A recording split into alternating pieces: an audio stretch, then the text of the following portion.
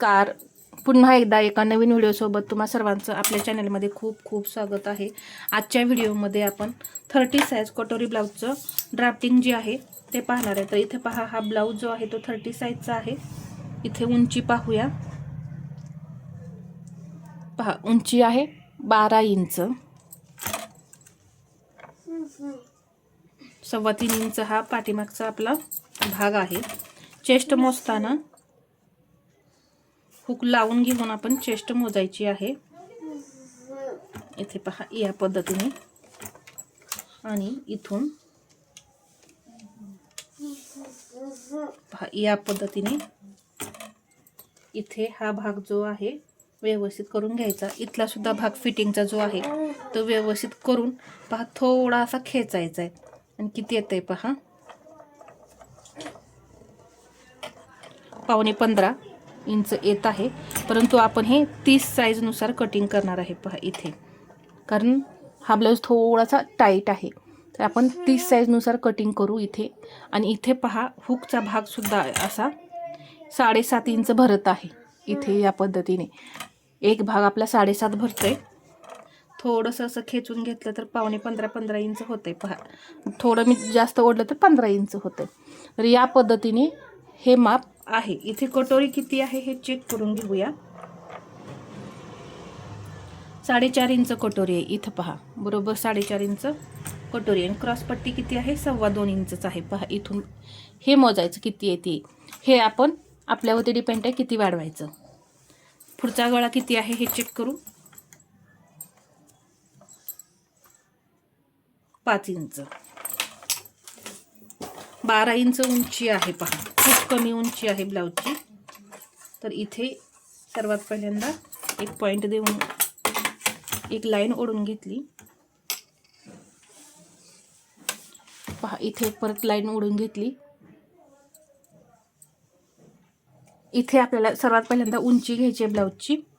12 inch उंची आहे, तर त्यामध्ये 1 इंच प्लस करून 13 इंच मी इथं उंची घेणार आहे. पहा, इथे हे 13 इंच, इथे हे 13.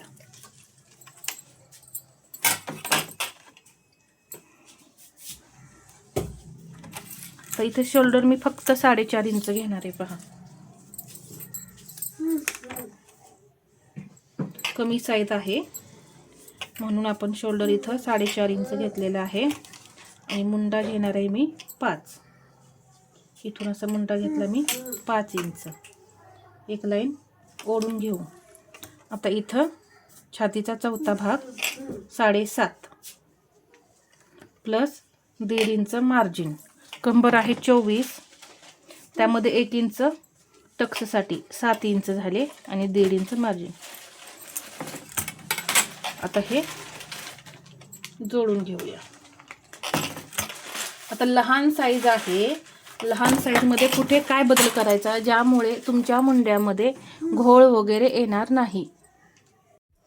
तर इथे पहा काय होतं, लहान साईज असल्यामुळे इथे आपण जर 1.5 इंच घेतलं किंवा मी इथे 2.25 इंच घेऊन दाखवते तरी सुद्धा आकार थोडे आपले बाहेर वाटतात. तर कसे बदल करायचे हे तुम्हाला सांगते.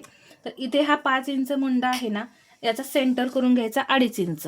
आता इथे मी रेग्युलर कसं 2.25 इंच घेते त्याप्रमाणे इथे मी 2.25 इंच घेतलं. इथे घेणार आहे 1/2 इंच आणि इथे घेणार आहे 1/2 इंच. ठीक आहे. आता हा पहा आकार कसा वाटतोय, बाहेरून आल्यासारखा आकार दिसणार आहे, कारण या पॉईंटवरूनच समजतंय की आकार आपला मुंड्याचा थोडा असा बाहेरून जाणार आहे. मग लहान साईजसाठी सुद्धा हा पॉईंट जो आहे तो जास्त होतोय. तर मी तुम्हाला इथं आधी आकार ड्रॉ करून दाखवते. पहा, या पद्धतीने पहा, कारण लहान साईज आहे, मुंडा सुद्धा छोटा आहे, त्यामुळे सरळ आपण 1.25 इंच येतो आणि मग परत मुंड्याला आकार देतो. तसे इथे आकार देता येत आहेत का, नाही. पहा, इथे सरळ 1.25 इंच यायचं म्हटलं तर इथून असे आकार स्टार्ट होत आहेत आपल्या पद्धतीनुसार.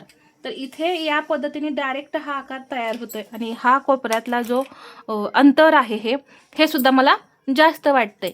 त्यामुळे काय होतं, मुंड्यामध्ये घोळ येण्याची शक्यता आहे. तर त्यासाठी काय करायचं, इथं हा जो पॉइंट आपण 2.25 इंचावरती घेतलाय तो घ्यायचा 1.1, म्हणजे पहा 2.25 इंचाला 1 पॉईंट कमी असा हा पॉईंट घ्यायचा आणि आता मात्र हा सेंटर आहे, इथून सरळ पाऊण इंच यायचं आणि हा आकार असा द्यायचा. आता पहा किती आकारामध्ये बदल वाटतोय. या पद्धतीने तुम्ही बदल करायचे. लहान साईज आहे तर असं पहा आपल्याला बदल करायचे आहेत. आपल्या अनुभवावरून हे आपल्याला समजतं की इथे हे अंतर जे आहे, हा जो आकार आहे तो कसा आहे, कसा हवा आहे, हे लगेच पटकन लक्षात येतं. तर या पद्धतीने तुम्ही लहान साईजमध्ये बदल करा. आता इथे जसं आपण नेहमी पाव इंच घेतो पहा, तसं पाव इंच घ्यायचं. जास्त घ्यायचं नाही पहा इथं अंतर, नाहीतर घोळ येतो, ओढल्यासारखं होतं तिथे. आता नेहमी आपण पाऊण इंच घेतो, तर आपण इथे 1 पॉईंट कमी केलाय, तर पुढच्या भागामध्ये सुद्धा 1 पॉईंट असा कमी करून असे मुंड्याला आकार द्यायचे आहेत.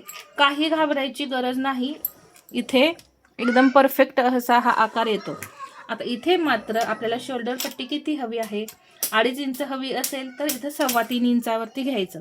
पहा पाऊण इंच प्लस करायचं. इथं गळ्याची रुंदी किती येते हे पाहत बसू नका, किंवा इथं तुम्ही गळ्याची जी शोल्डर पट्टी जी आहे ती कमी करा. मग 2.25 इंच घ्या आणि इथं 3 इंचावरती हा पॉईंट द्या. मग 1.25 इंच गळ्याची पहा, इथे 1.5 आणि वरती 1 पॉईंट एवढी गळ्याची रुंदी येते. मग 5चा गळा आहे, 5.5 वरती आपण हा पॉईंट दिला आणि इथून मात्र 2.5 इंच घ्यायचं. या इथे किती का असे ना, इथून मात्र 2.5 इंच घेऊन हा आकार जो आहे तो असा द्यायचा. इथे पाव इंच शोल्डर मी गळ्याकडे डाऊन केलं.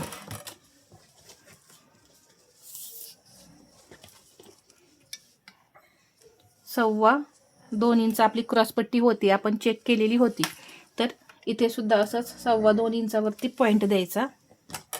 ही क्रॉसपट्टी आपल्याला वाढवायची आहे परत कपड्यावरती 1/2 इंचाने, त्यामुळे ती बरोबर रेडी 2.25 इंचच राहील. आणि इथून पाऊण, सर्व साईजमध्ये हे अंतर पाऊण इंचच असणार आहे आणि क्रॉसपट्टीला आकार देऊन घ्यायचा. आपली कटोरी होती 4.5 इंचावरती, इथे मी हा पॉईंट दिला, 2 पॉईंट देऊन घेतले, एक लाईन ओढून घेतली,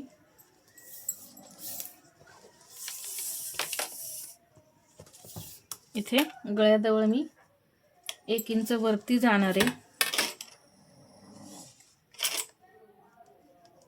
आणि या पद्धतीने कटोरीला आकार देणार आहे. इथे मात्र लक्षात ठेवा, ही क्रॉसपट्टी जी आहे ती 1/2 इंचाने तुम्हाला वाढवायचे कपड्यावरती. तर इथे मी काय बदल करायचे आहेत, कसे बदल करायचे आहेत हे अगदी सविस्तर सांगितलं. आता ही कटोरी वाढवून घेऊया. इथे 1/2 इंच, इथे पाव इंच, आता मात्र 2.25 इंचच वाढवायचं. इथे 2.25 इंच, इथे 2.25 इंच.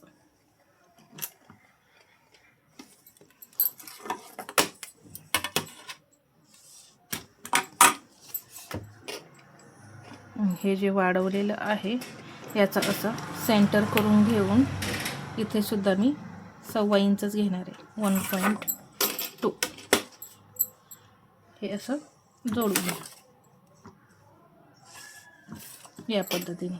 4.5 इंच आपली कटोरी आहे, म्हणजे इथे 2.25 इंच आपण घेतलेलं आहे, इथे 2.25 इंच घेतलं, इथे सुद्धा 2.25 इंच घेतले, तर त्यामध्ये पाव इंच प्लस करायचं, 1.5. इथेही 1.5. आपली कटोरी 4.5 आहे, त्याचा सेंटर किती होतो 2.25.